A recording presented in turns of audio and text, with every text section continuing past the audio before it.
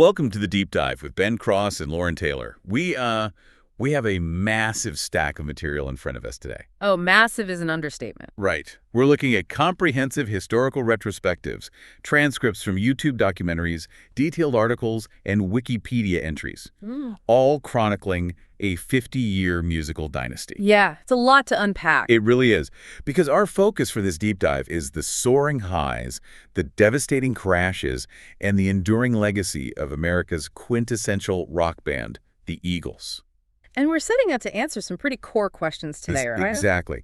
First, how did a group of guys who weren't even from the West Coast manage to basically engineer the definitive Southern California sound? That's a big one. Right. And second, how did their, frankly, deeply toxic internal friction forge their greatest masterpieces? And finally, what was the actual human cost of living out the lyrics to Life in the Fast Lane? It's just a phenomenal stack of sources to dig through, largely because this goes way beyond a standard music history timeline. Yeah, definitely. When you look at the trajectory of this band, you're looking at a hyper-concentrated case study on creative collaboration. It's a story about the darkest corners of the American dream and the mechanics of the music industry shifting in the 1970s. And the explosive fallout, right. What happens when immense once-in-a-generation talent shares a room with equally massive, unyielding egos? Exactly. The ego clash is legendary. I want to start with that geographic irony we mentioned because it jumps right out of the source material. It's so funny. It is. When anyone hears this band's music, the immediate visual is, palm trees, open desert highways, the Pacific Coast Highway at sunset. Ocean breezes. Right. They completely define the 1970s Los Angeles aesthetic. But not a single one of the founding members was actually from California. Not one. You had Glenn Frey coming out of Michigan, Don Henley from Texas, Randy Meisner from Nebraska, and Bernie Leadon from Florida. Yeah, a total mix. So how does a group of guys from the Midwest and the South come to define the quintessential West Coast sound? It actually makes perfect sense when you look at the psychology of it. How so? Well, native Californians often take the scenery and the vibe of the state for granted. They grew up with it. Sure, that makes sense. But when you have outsiders migrating to Los Angeles, they arrive with this highly romanticized cinematic vision of the West Coast. They came looking for the promised land. So they're writing about the dream. Exactly. Glenn Frey, Don Henley, and the rest, they were essentially writing music about a mythic version of California, the one they had dreamed about back in snowy Michigan or flat Nebraska. So they weren't just reflecting the culture. They were actively manufacturing and selling the dream of California back to the rest of the world. That's exactly it. And the catalyst for all these outsiders finding each other in Los Angeles was Linda Ronstadt. The queen of rock herself. Right. The sources show she basically birthed the band in 1971. She needed a backing group for a summer tour and started pulling these guys from the local club scene. Yeah, she saw Don Henley playing drums with his band Shiloh. Right, at the Troubadour Club in West Hollywood. And the Troubadour was the absolute epicenter of the Los Angeles music scene at that time. If you wanted to make it, you were hanging out at the Troubadour bar. So Henley gets recruited there. Right. But Ronstadt obviously needed a full band. Glenn Frey was actually rooming with Henley on the road, so he just got pulled into the orbit. So convenient. Very. Then John Boylan, he was Ronstadt's producer, he suggested adding Randy Meisner on bass. And what about Bernie Leadon? Ronstadt herself pushed for Leadon. She wanted him because of his incredibly authentic bluegrass and country guitar skills. So they were basically assembled as hired guns. Entirely. But they go from being backing musicians to deciding they need to strike out on their own. And the sources point to a really specific gig at Disneyland in July of 1971 as the turning point. Disneyland, of all places. Right. What actually happened on that stage to make them realize they were more than just Ronstadt's backing band? It was pure sonic alchemy. When the four of them played together live behind Ronstadt at that show, the vocal harmonies just locked in perfectly. Just instant chemistry. Totally. You had these distinct, powerful voices that blended into something entirely new.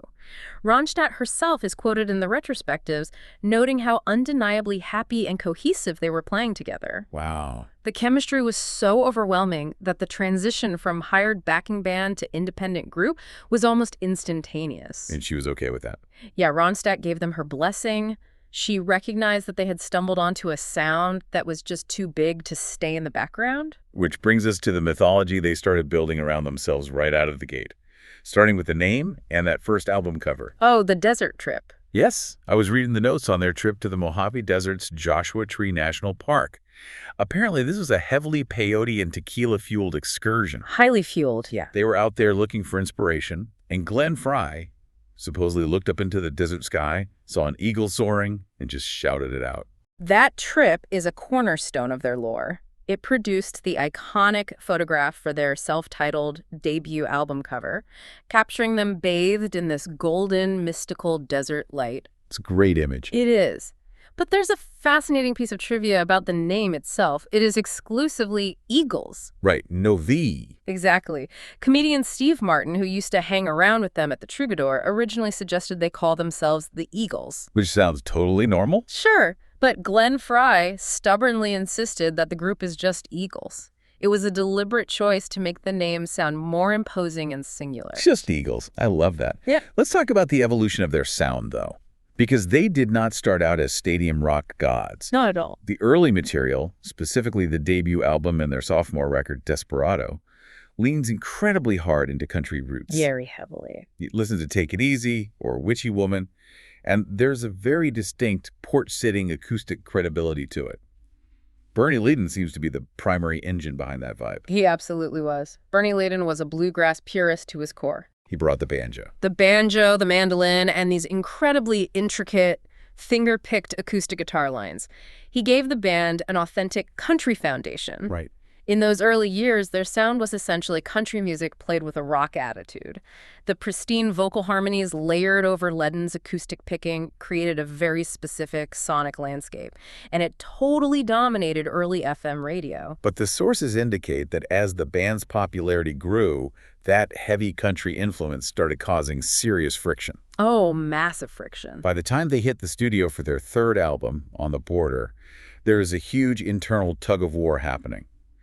Glenn Fry is pushing hard to ditch the mellow acoustic vibe and crank up the amplifiers. Glenn Fry and Don Henley both recognized that if they wanted to fill arenas, they needed a harder electric edge. Which led to a clash with their producer. A profound clash with Glyn Johns. Johns was a legendary English producer who had shaped the sound of massive rock acts, but he fundamentally disagreed with Glenn Fry's vision for the band. He didn't think they were a rock band, right? Right.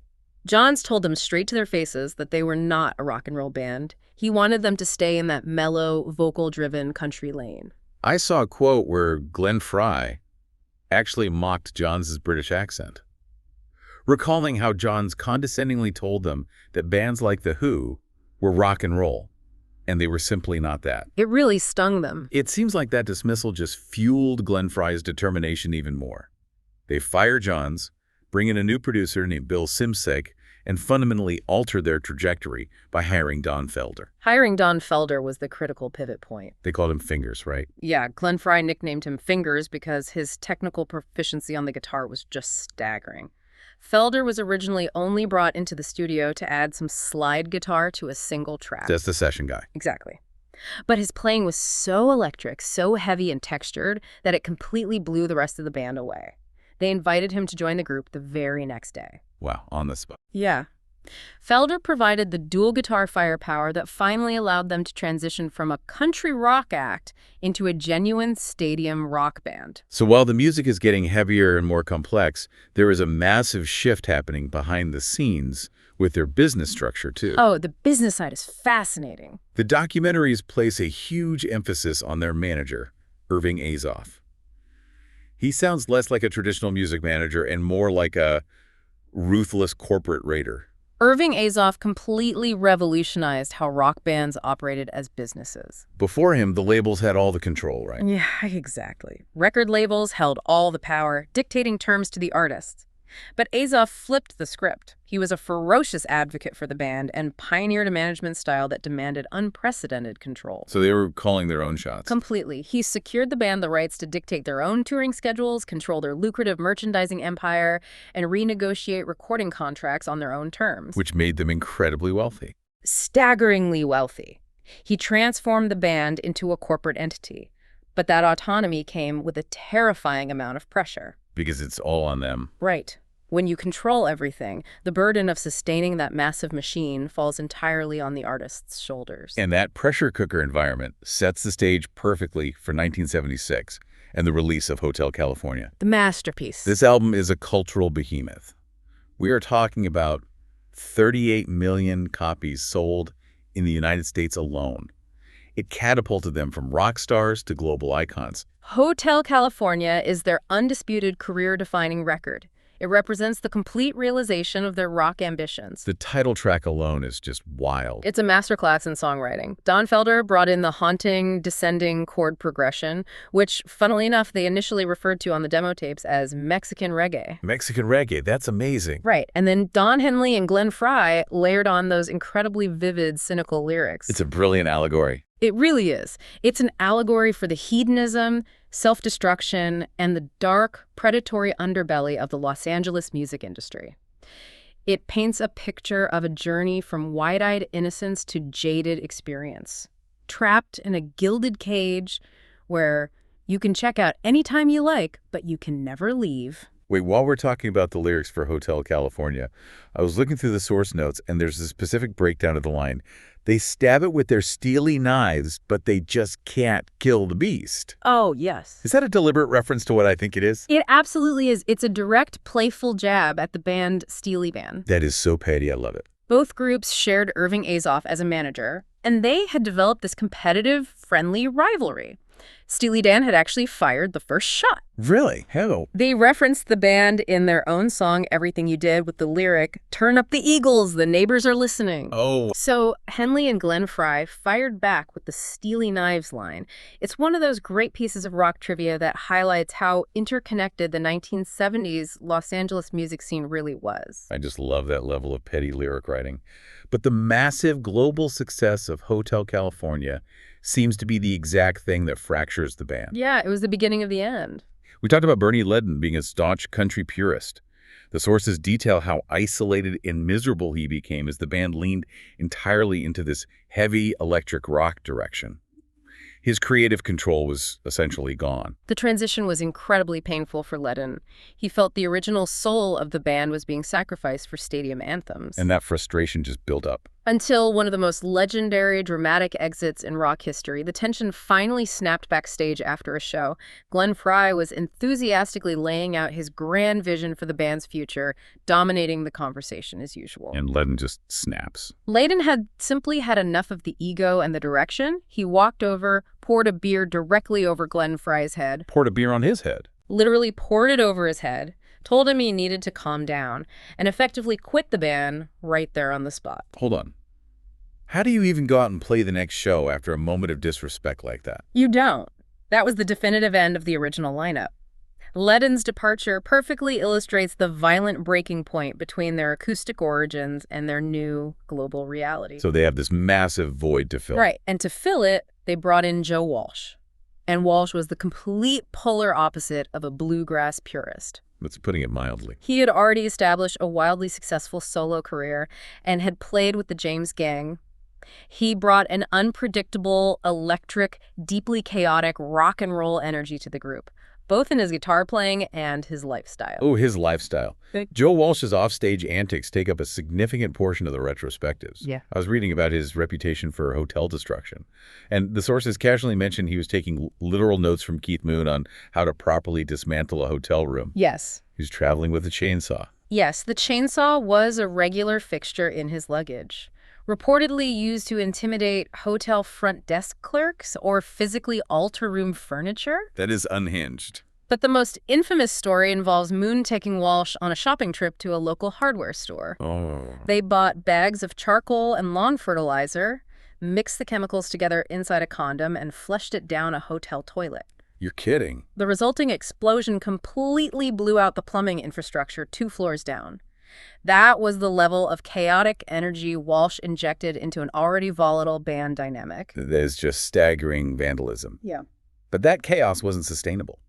As the timeline moves into 1977, the sources paint a picture of a band suffocating inside a pressure cooker of their own making. They were burning out fast. The touring schedule required to support a 38 million selling album, combined with rampant substance abuse and a ruthless demand for musical perfection, it just started eroding them physically and mentally. You see the physical toll manifest most clearly with the exit of founding bass player Randy Meisner. Right. By the summer of 1977, the band was completely depleted.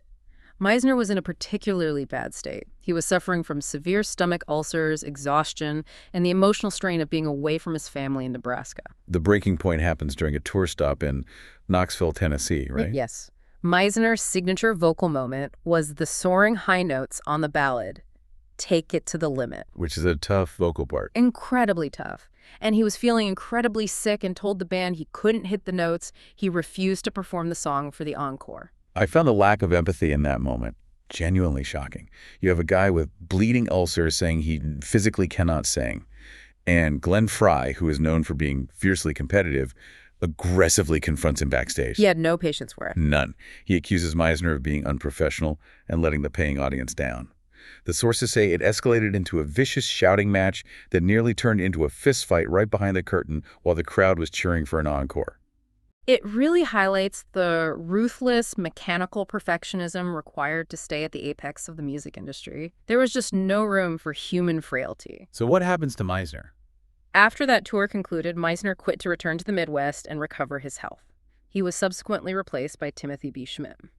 So they replace another founding member and keep the massive touring machine moving. They had to.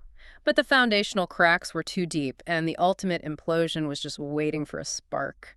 And that spark finally ignites in the summer of 1980. The event is heavily documented in all the sources and lives in rock infamy as the Long Night at Wrong Beach. A legendary meltdown. Set the scene for us. Yep. It is July 31st, 1980, and the band is in Long Beach, California, slated to perform at a political benefit concert. Right. The gig was a fundraiser for Senator Alan Cranston. Before taking the stage, the band was obliged to do a meet and greet with the senator and his wife. Standard political fundraiser stuff. Exactly. The senator's wife was expressing her gratitude, thanking the band members for donating their time to perform the benefit. As she was speaking to Don Felder, he muttered something dismissive. What did he say? Something along the lines of, "You're welcome, I guess." Oh boy. And Glenn Frey overhears this. Yes. The retrospectives say he viewed it as an unforgivable insult to the hosts and a massive breach of professionalism. He was seething, reportedly smashing a beer bottle against a wall in the dressing room. The anger was off the charts. By the time they actually walked out under the stage lights, the tension between Glenn Frey and Felder was radioactive. What transpired next was an entire concert of psychological warfare conducted in front of a live audience. It's hard to even picture. As they were performing their set list, flawlessly delivering these pristine, complex vocal harmonies, Glenn Frey and Don Felder spent every moment between lyrics quietly threatening to murder each other. The juxtaposition is surreal. Imagine standing in the crowd, swaying to the beautiful, soothing harmonies of Peaceful, Easy Feeling, completely unaware that the guys singing it are plotting assault. That's insane. Glenn Frey later recalled Felder leaning over during a song and whispering, "Only 3 more songs till I kick your ass, pal." And Glenn Frey was firing right back and promising to physically destroy him the second the stage lights went down. How do you even keep your hands on the guitar? It requires a bizarre level of compartmentalization. The hostility was so thick you could cut it, and the moment the final note of the show rang out, Felder smashed an acoustic guitar to splinters against the stage and stormed out of the venue. Wow.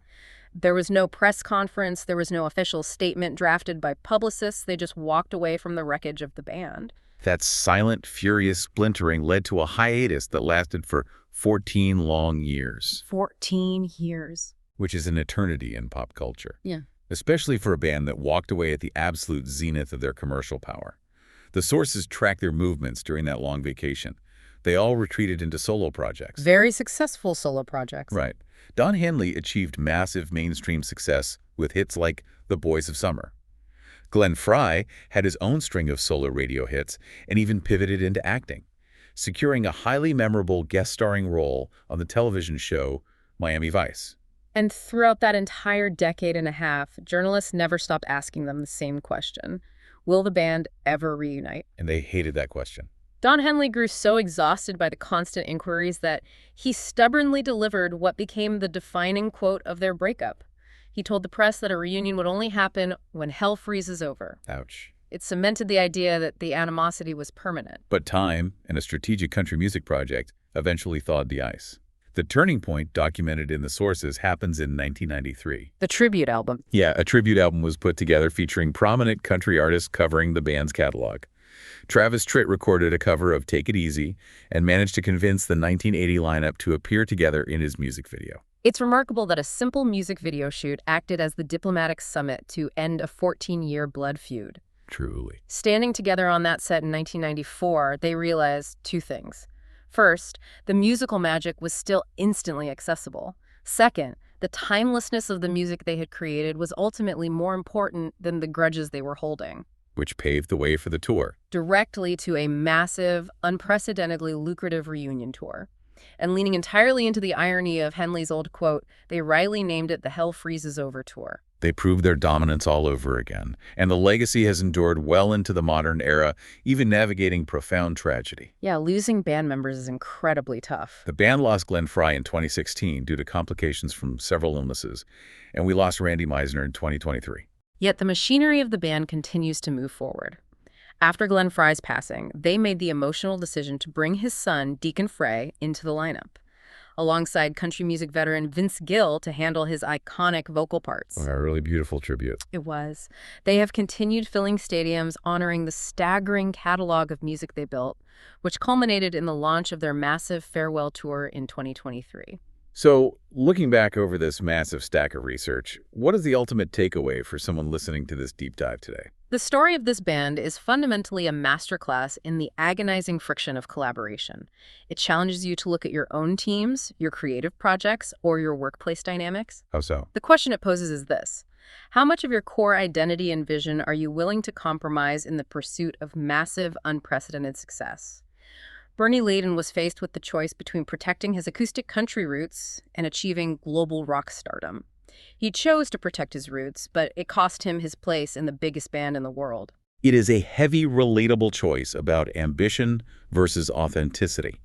But I want to leave you with a different angle to mull over, something that isn't explicitly spelled out in these retrospectives, but hangs over the entire story. Okay, let's hear it. We've talked extensively about what it cost the band members to produce this music. The bleeding ulcers, the addictions, the shattered hotel rooms, the violent backstage brawls. The human cost. Right. But what about us, the audience? We stream these songs billions of times, we buy the arena tickets, and we heavily romanticize the life in the fast lane mythology. By continually rewarding this specific type of tortured genius, are we actually complicit? Oh, wow. Are we essentially demanding that our artists completely destroy their own peace of mind just to keep us entertained? That is a deeply uncomfortable but necessary question. Are we the ones keeping the pressure cooker running? Something to seriously think about the next time you hear Hotel California drifting out of a car radio. Thank you so much for taking this deep dive with us today. Keep asking questions, keep exploring the liner notes, and we will catch you on the next deep dive.